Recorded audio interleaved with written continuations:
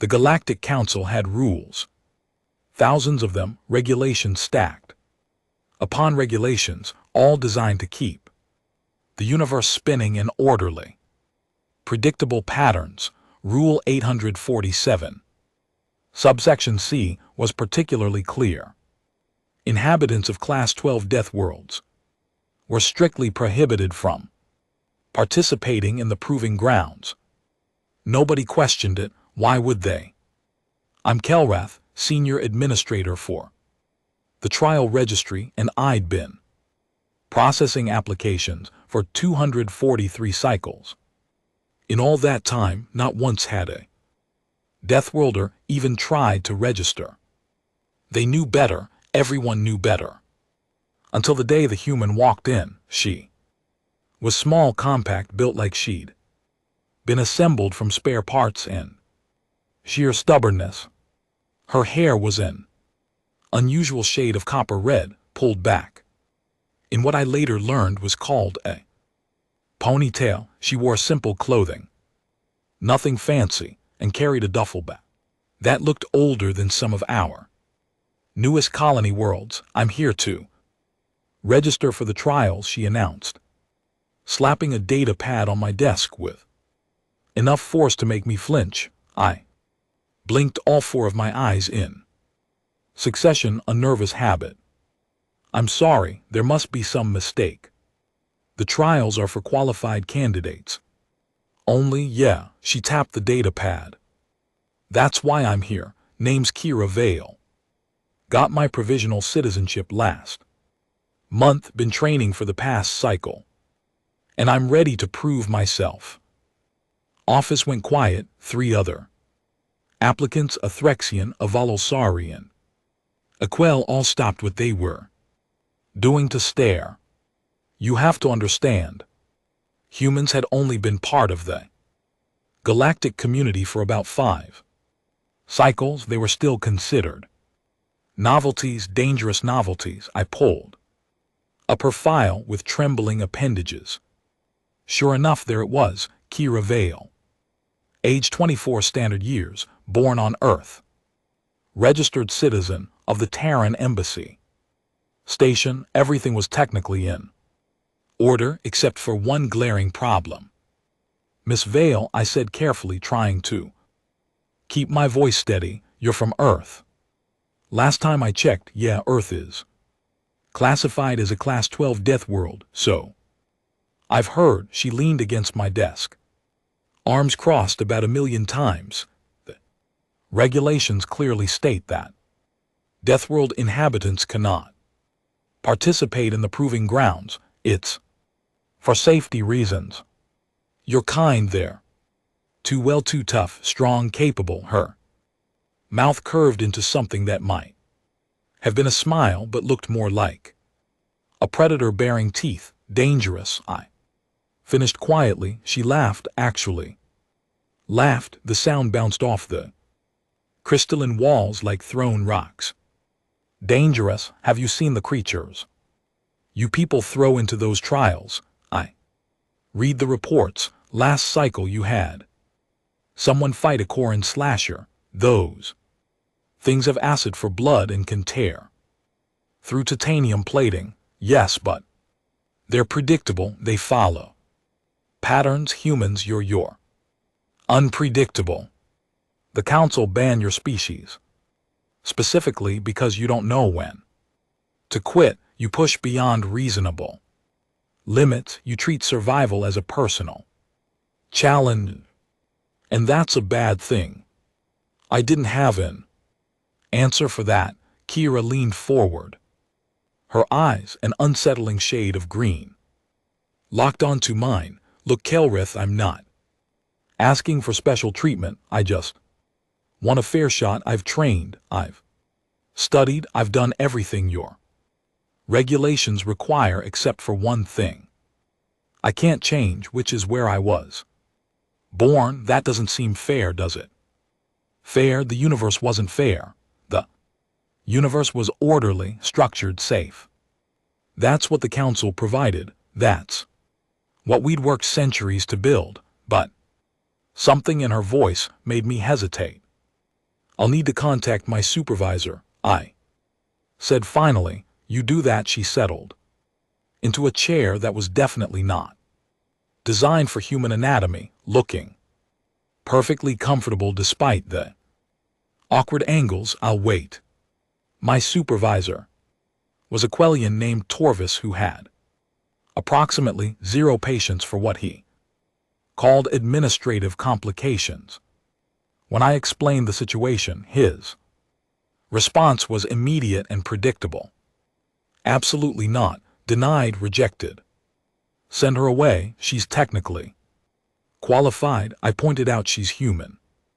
That's not actually listed as a disqualification in the current regulations. The ban was implemented through an executive order, not through formal legislative channels. There was a long pause. I could hear Torvis's breathing apparatus wheezing through the comm link. Are you seriously suggesting we allow a human into the trials?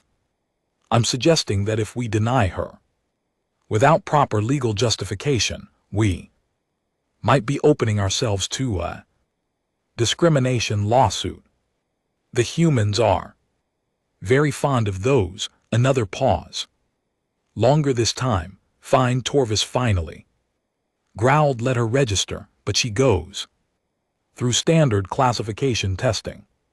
First, when she fails the preliminary assessments, we can deny her entry based on inadequate scores, not species discrimination. Problem solved. I disconnected and returned to the waiting area. Kira was still sitting there now, reading something on a handheld device, looking utterly unconcerned. You can register, I said, provisionally. You'll need to complete the classification assessments first. She looked up and that predator smile returned. When do we start? The testing facility was located 3 levels below the main administrative complex, a sprawling area filled with simulation chambers, physical assessment zones, and mental evaluation stations. The current record holder was a Threxian named Korvax who'd scored an impressive 847 out of 1,000 possible points. Most species averaged somewhere between 400 and 600. Kira walked into the facility like she owned it. The first test was basic physical assessment, strength, speed, endurance, reaction time, standard stuff. Examining technician, a nervous quell named Pryax, kept glancing at me as if expecting me to call the whole thing off. Just run the tests, I told him. Kira stripped down to what she called a tank top and shorts, revealing an alarming amount of exposed skin and muscle definition that made Pryax's eye stalks retract in discomfort. She stepped onto the testing platform. Grip. Strength test first, Pidax announced, his voice barely above a whisper. She took the measuring device, a standard grip meter calibrated for most galactic species, and squeezed. The meter exploded, not metaphorically, it literally exploded. Sparks flew. The display shattered, and a small fire started that had to be extinguished with emergency foam. That's not supposed to happen, Pretax stammered. Kira examined her hand, looking mildly annoyed. Is my score still valid? I checked the backup readout before the system failed. The number made me dizzy. You exceeded the maximum calibration by 40%. Is that good? Nothing has ever exceeded maximum calibration. That's why it's called maximum. She shrugged. Got a replacement meter. We moved through the tests. She broke the sprint record. She shattered the endurance benchmark by running for 3 hours straight without stopping until Pryax finally begged her to quit because we needed to close the facility for that night. Her reaction time was so fast that the testing computer flagged it as an equipment error 5 times before we convinced it the readings were accurate. The mental assessments were equally disturbing. Strategy simulations that typically took candidates hours to solve, she completed in minutes. Pattern recognition tests designed to be deliberately confusing, she found almost insultingly easy.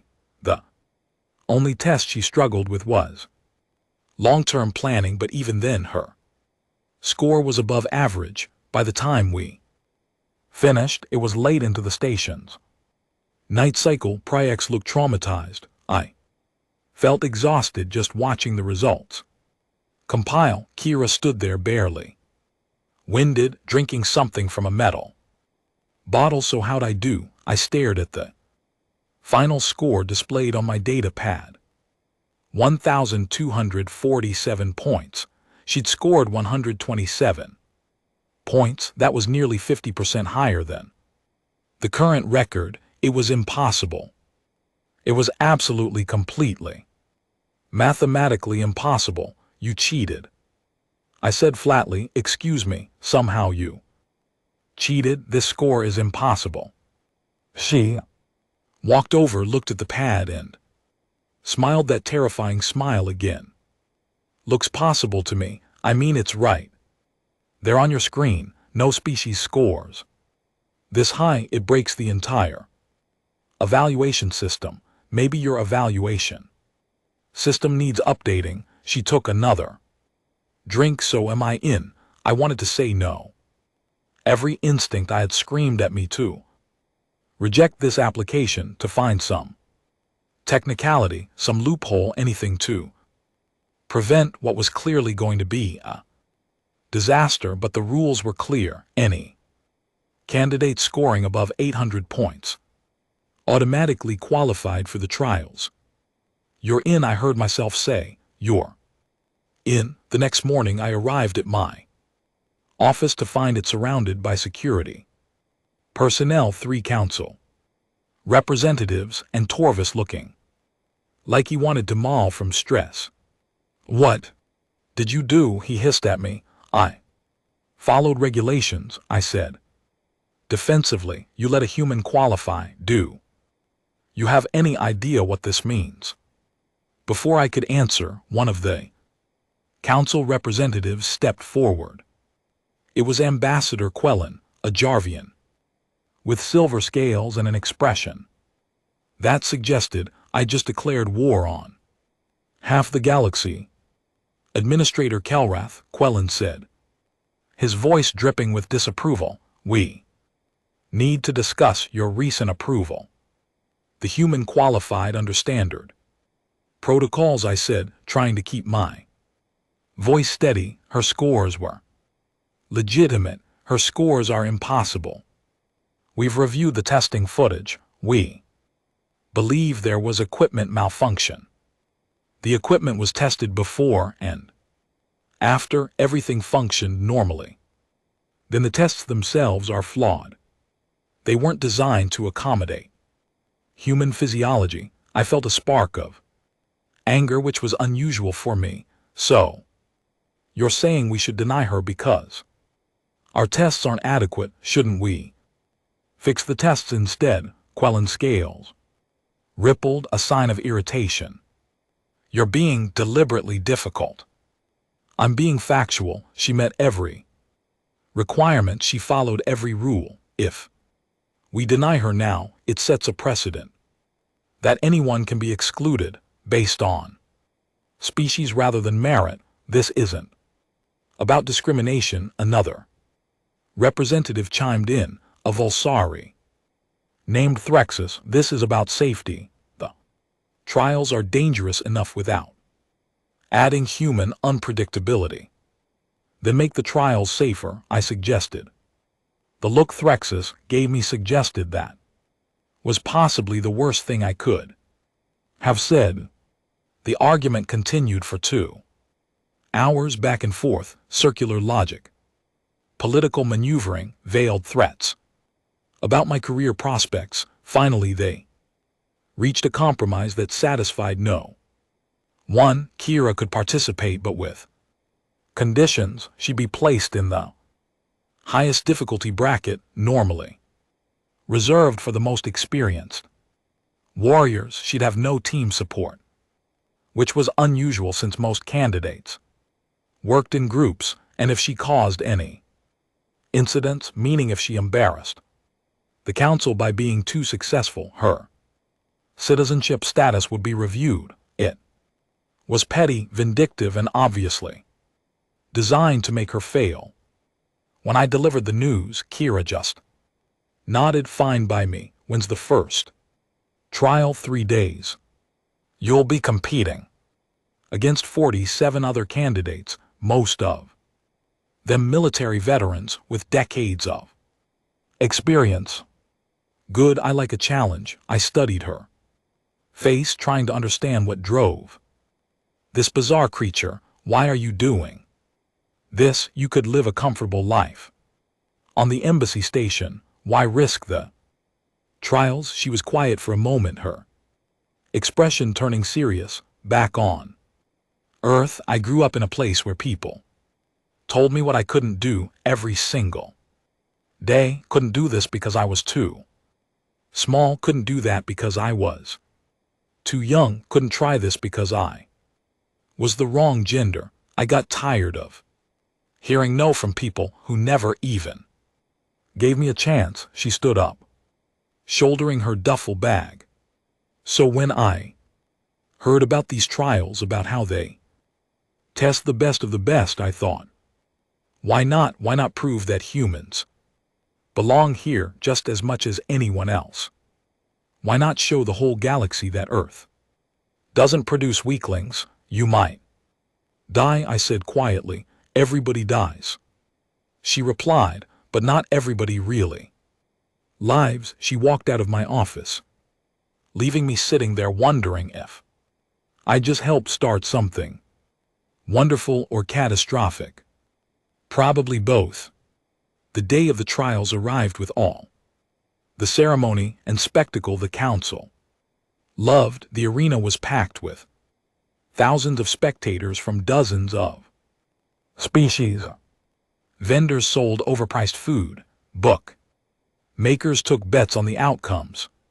Somewhere in the crowd, I knew there were probably journalists ready to cover what they expected to be either a historic moment or a spectacular failure. I had a private booth reserved for administrators, which gave me a clear view of the staging area. Candidates were gathering, each one representing the best their species had to offer. Thrixians in powered armor, Vulsari with their natural weapons, enhanced by technology, Quell pilots with neural interfaces to combat drones.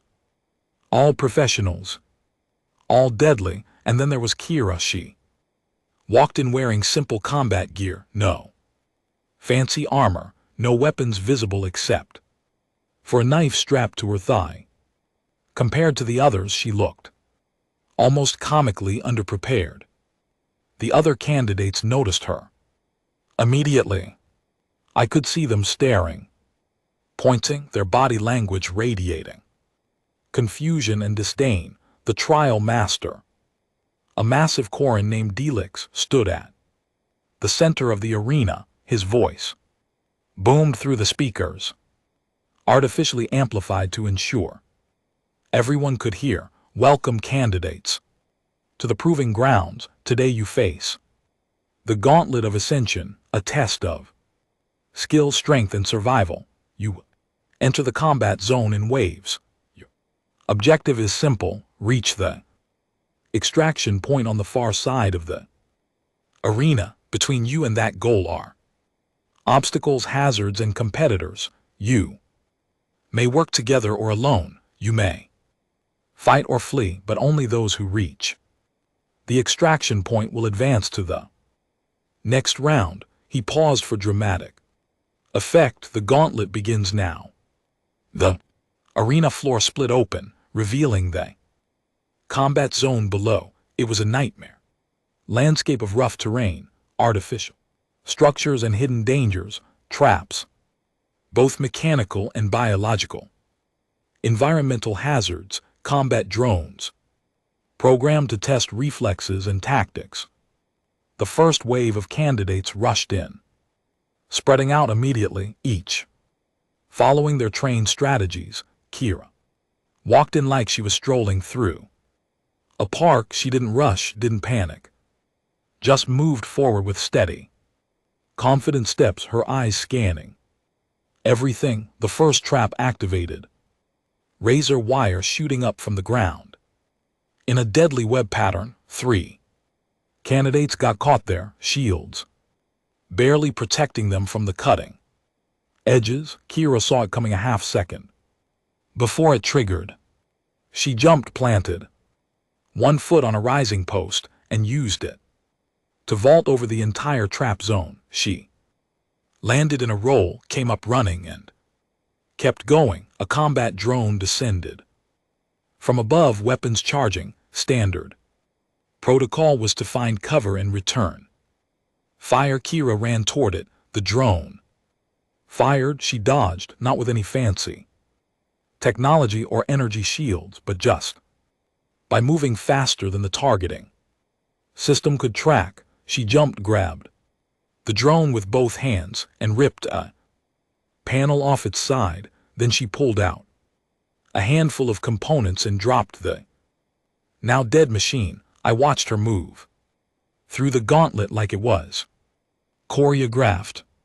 Every obstacle, every trap, every challenge she handled with a combination of raw physicality and quick thinking that made the other candidates look slow. A Thrian candidate tried to block her path, probably thinking an easy elimination would improve his chances. He was twice her size, covered in armor and armed with an energy lance. She kicked him, just kicked him, one solid kick to the center of his chest plate. The Thrixian flew backward 15 ft and crashed into a wall, his armor cracking from the impact. The crowd went silent. Then someone started cheering, then more joined in. Within seconds, the entire arena was roaring. Kira didn't stop, didn't celebrate, just kept moving forward. She reached the extraction point in 12 minutes. The second-place candidate arrived 4 minutes later, looking exhausted and confused. When the final results were posted, Kira had the fastest time, the highest combat efficiency rating, and 0 damage taken. I sat in my booth staring at the scores and realized something important. The rules had just changed, and the galaxy was never going to be the same. The aftermath of the first trial was chaos in the most organized, bureaucratic way possible. Emergency council sessions, heated debates broadcast across 3 sectors, accusations of regulation violations, demands for retesting, and approximately 700 formal complaints filed within the first hour.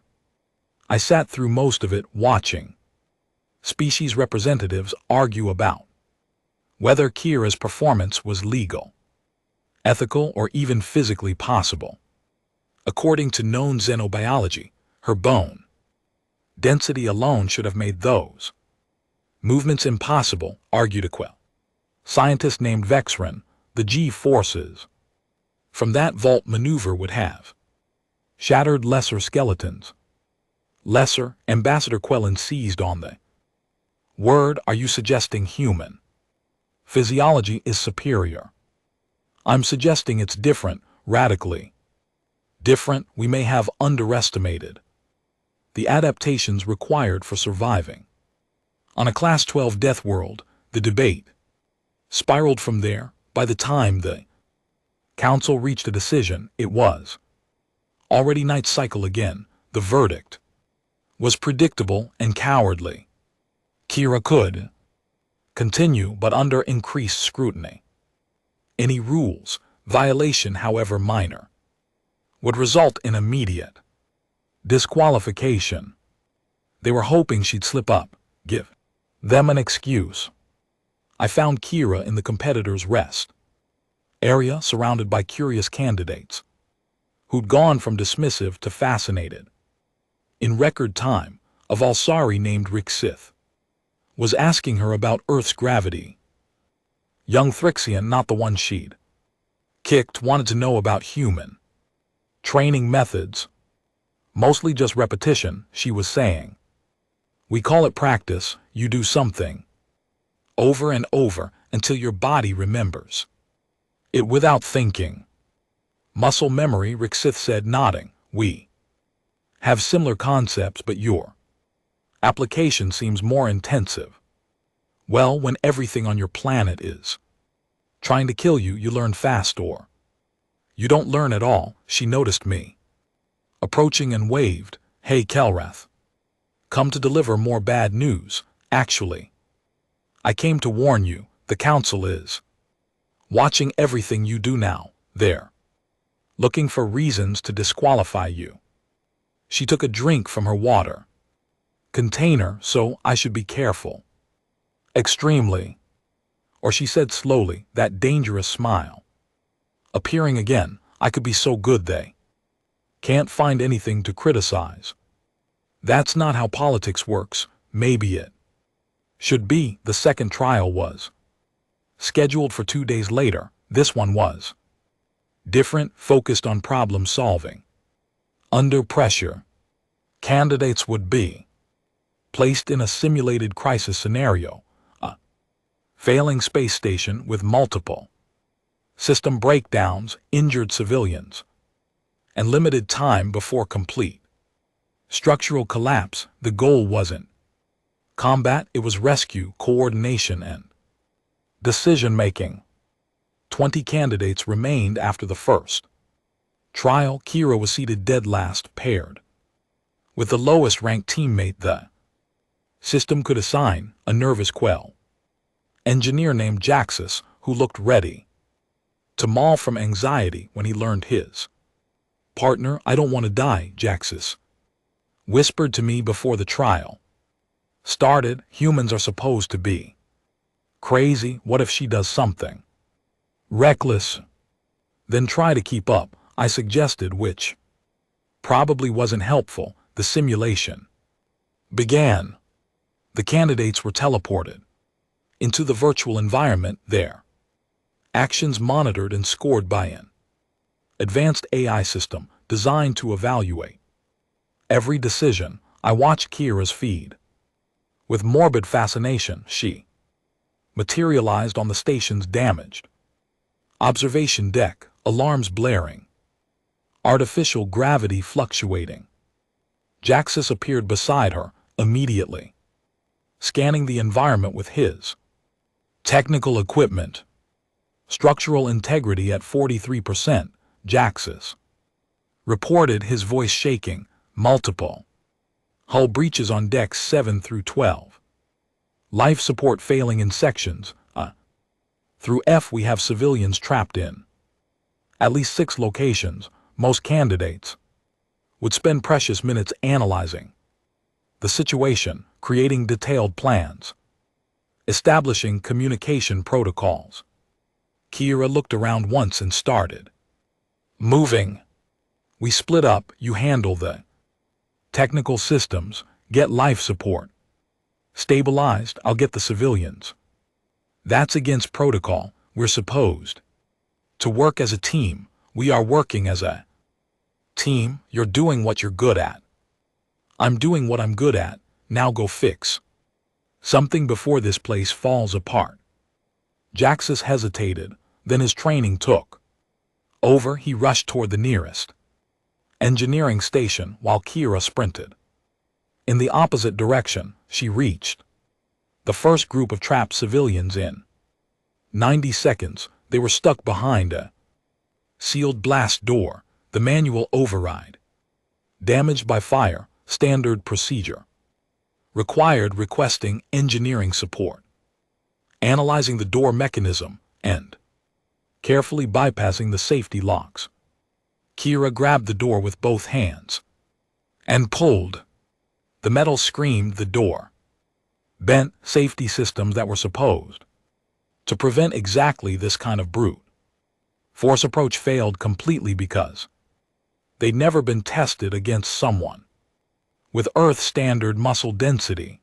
The door tore open. 6 civilians stumbled out, shocked but alive. Move to the emergency pods, Kira ordered. Follow the green markers. Go. She didn't wait to see if they obeyed, already running toward the next crisis point. Meanwhile, Jaxus was doing something remarkable. With the pressure off from rescue operations, he was free to focus entirely on systems repair. His technical expertise was actually exceptional, his nervous demeanor hiding genuine skill. Within minutes, he'd stabilized life support in 3 critical sections and rerouted power to keep structural integrity from collapsing completely. They worked like this for the entire simulation. Kira handled anything requiring physical intervention, impossible strength, or split-second decisions. Jaxus managed the technical aspects, his careful precision complementing her aggressive approach. By the time the simulation ended, they'd rescued every civilian, stabilized the station, and even managed to restore partial communications. Their score was announced, 967 points, the highest recorded score in the trials history. The second highest team scored 704. The crowd's reaction was different this time, less surprise, more anticipation. They were starting to understand what they were witnessing. Jaxus emerged from the simulation looking dazed. We won. We actually won. You were amazing, Kira told him. That power our route you did in Section F, brilliant. But you tore open a blast door with your bare hands, different skills for different problems. She offered her hand in what I'd learned was a human greeting, called a handshake. Good working with you. Jaxus stared at her hand like it might explode, then carefully grasped it. Good working with you too. The final trial was announced the following day. This one was traditional. Single combat in the grand arena. Each candidate would face opponents in elimination rounds until only one remained. The entire galaxy would be watching. I tried to see Kira before the trial began, but she was already in the preparation chambers, closed off from outside contact. Instead, I found myself in the administrative booth again, surrounded by council officials who all seemed invested in seeing her fail. She won't survive the combat rounds, Torvis predicted confidently. Strength means nothing against a skilled warrior with proper weapons. I didn't argue, but I also didn't agree.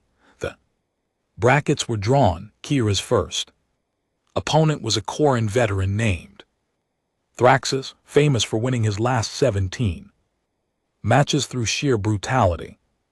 He stood nearly 8 ft tall, covered in natural armor plating, and wielded a plasma blade that could cut through starship hull material. They entered the arena from opposite sides. The contrast was almost comical. Thraxus looked like a walking tank. Kira looked like someone who'd wandered in from a completely different competition. The trial master raised his hand. Combatants prepare. Fight with honor. Begin. Thraxus charged.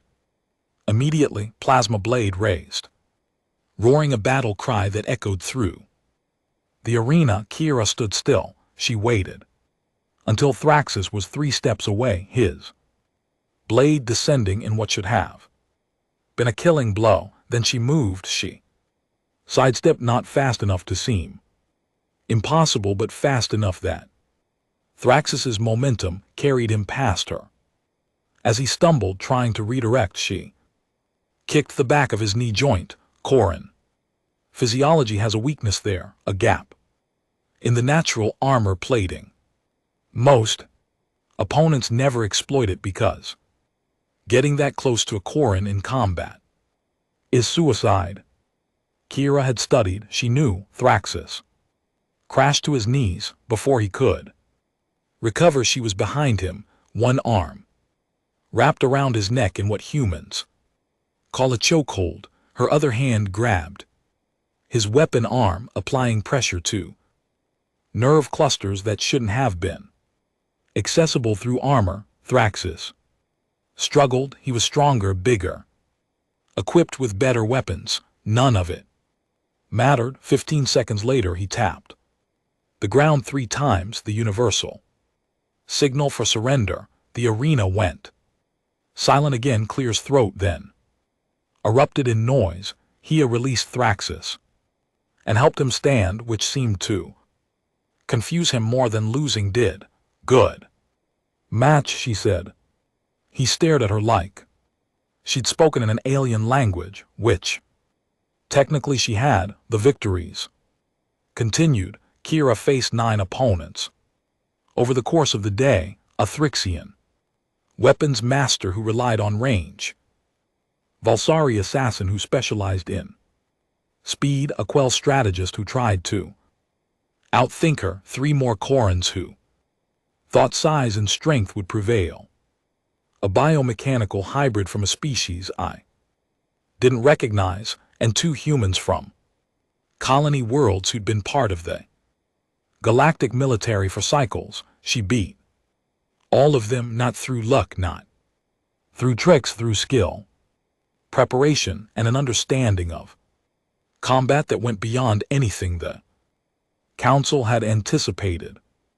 By the time the final match was announced, the betting markets had shifted dramatically.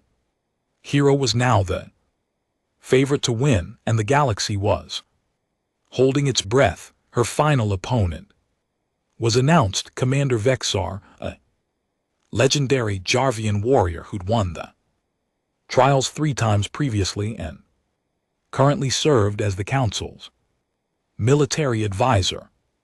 This wasn't random, this was a message. Vexar entered the arena in full ceremonial armor, carrying weapons that represented 30 years of combat experience. He looked at Kira with an expression I couldn't quite read. You have impressed many, Vexar said, his voice amplified through the arena speakers.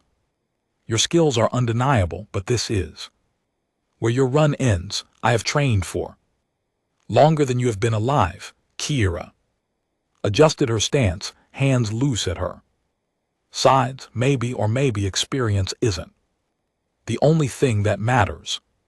Then let us discover the truth together. The trial master signaled the start. Unlike her previous opponents, Vexar didn't charge. He circled, studying her movements, looking for weaknesses. This was a predator, patient and deadly. Kira circled with him, matching his caution. They moved like this for 30 seconds. The crowd grew restless, expecting action. Then Vexar struck, a testing attack designed to probe her defenses. She blocked it, redirected his energy, created space. He attacked again. Faster, more committed. She defended, countered, forced him back a step. They exchanged blows, each testing the other, neither giving ground. The arena filled with the sound of impact, metal on flesh, the controlled chaos of high-level combat. Vexar was good, better than good. His techniques were flawless, his timing perfect, his strategy sound. But Kira had something he didn't expect. She had survived Earth. Every predator she'd ever faced was faster than anything in this arena. Every environmental hazard more deadly, every challenge more desperate. The trials were dangerous, but they were organized danger, fair. Danger Earth didn't do fair. She started adapting. Her movements became less defensive, more aggressive. She stopped reacting to his attacks and started predicting them, reading his body language, anticipating his next move, staying one step ahead.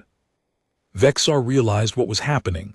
I could see it in his posture, the slight hesitation, the moment of doubt. That's when Kira struck.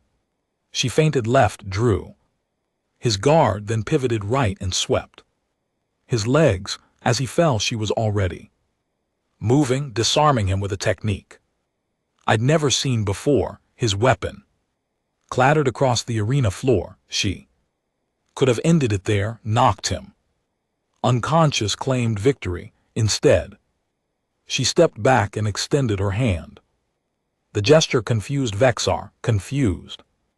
"Everyone get up," she said. "Finish this properly." Vexar stared at her hand, then at her face. Something passed between them, an understanding that transcended species. He took her hand. She pulled him up. They faced each other again, both now unarmed. The final exchange was brief. 3 moves. Vexar attacked with everything he had, drawing on decades of experience and warrior pride. Kira met him head-on, matching his skill with raw determination. When it ended, they were both standing, both breathing hard, locked in a mutual hold that could have gone either way. The trial master approached. "This match is declared a draw. Both warriors have demonstrated equal merit."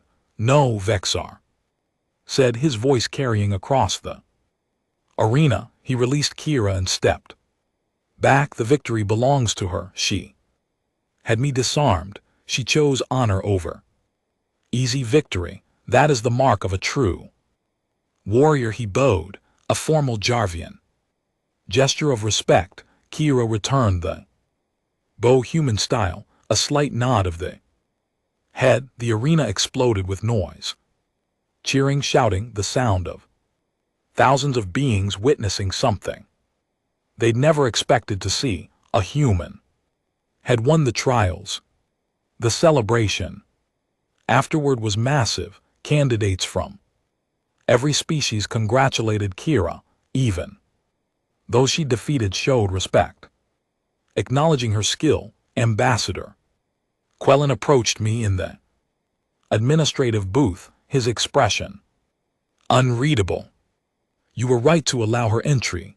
"I was following regulations," I said carefully. "You were following your conscience." He looked down at the arena, where Kira was being mobbed by well-wishers and journalists. "We created these trials to identify the best among us, to prove merit over politics. We nearly violated that principle because of fear.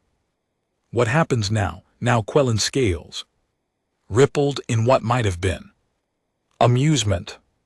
"Now we update the regulations, remove the Deathworld ban, open the trials to any species willing to meet the qualifications.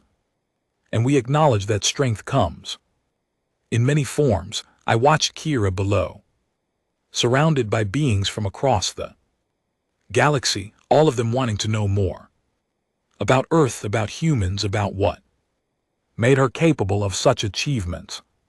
She was answering questions, laughing, sharing stories, being exactly what we needed: a bridge between species, a demonstration that cooperation could overcome prejudice. Later that night, after the ceremonies and speeches and official proceedings, I found Kira sitting alone in the observation lounge, staring out at the stars. "Congratulations," I said, sitting beside her. "You changed everything today." "Did I? Or did I just prove what should have been obvious, that judging people before giving them a chance is stupid?" "Perhaps both." I paused. "What will you do now?" "Return to Earth." She shook her head. "No, I'm staying." The Trials were just the beginning. There's a whole galaxy out here, and I want to see what else humans can accomplish. Maybe help a few others who have been told they can't do something just because of where they're from. That sounds like a worthy goal. Besides, she grinned, I hear there's an advanced combat training program on Vexar's home world. He invited me to join, said he'd like to learn more about Earth fighting techniques. You're going to train more warriors. Going to share what I know, let them decide what to do with it. She stretched, yawned. Humans have this saying, knowledge shared is knowledge multiplied. Figure the galaxy could use more multiplication and less division. I left her there looking out at the stars with an expression of contentment and anticipation. The next morning I processed 17 new applications for the trials. 4 of them were from humans, 2 were from species previously considered too small or weak to compete. 1 was from a Quell, who specifically cited Jax's performance as inspiration. The galaxy was changing not because of rules or regulations or council mandates, because one human kicked down a door literally and figuratively and showed everyone what was possible when you stopped making excuses and started taking chances. The trials would never be the same. The regulations would be updated. The prejudices would slowly fade. And somewhere on a training facility 3 sectors away, Kira Vale was probably teaching a group of alien warriors that underestimating someone based on appearance was the fastest way to end up on your back wondering what happened. I smiled at that thought, then I approved all 17 applications and prepared for the next cycle of trials. After all, we had rules, thousands of them, but now finally they were the right rules, the kind that gave everyone a fair chance to prove what they could accomplish, the kind that made the galaxy better. And if a small human from a Deathworld could teach us that lesson, well, maybe we'd been underestimating Earth all along. The universe was about to find out just how wrong that assumption had been, and I, for one, couldn't wait to see what happened next.